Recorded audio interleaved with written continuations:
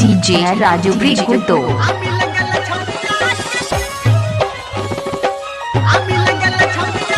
DJ good Madhubani, DJ Maa Gayatri recording studio.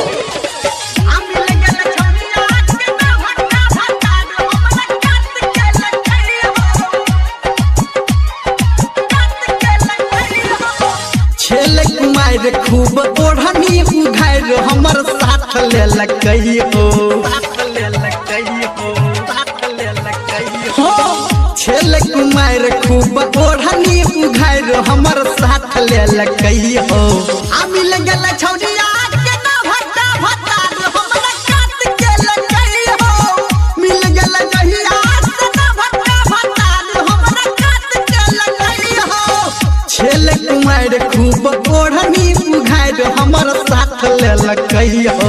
आ मिल गेल छौरिया के ना भट्टा भट्टा हमरा काट के लकइयो, जहिया से मिल गेल ना भट्टा भट्टा हमरा काट के लकइयो।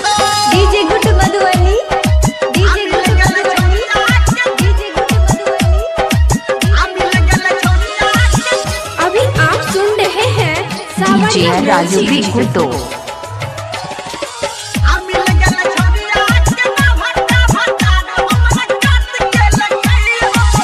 महर के कनखी उ हमारा पटेला कहे, प्रेम के झालू में हमारा फंसल के, प्रेम के झालू में हमारा फंसल के। महर के कनखी उ हमारा पटेला कहे, प्रेम के झालू में हमारा फंसल के।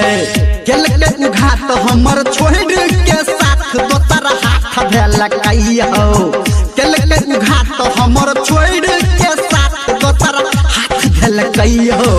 आ मिल गेल छौरिया के ना भट्टा भट्टा हमरा काट के लकइयो, जहिया से मिल गेल ना भट्टा भट्टा हमरा काट के लकइयो।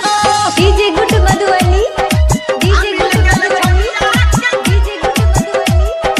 आ मिल गेल छौरिया सिंगिंग बाय डीजे राजू बिकुतो।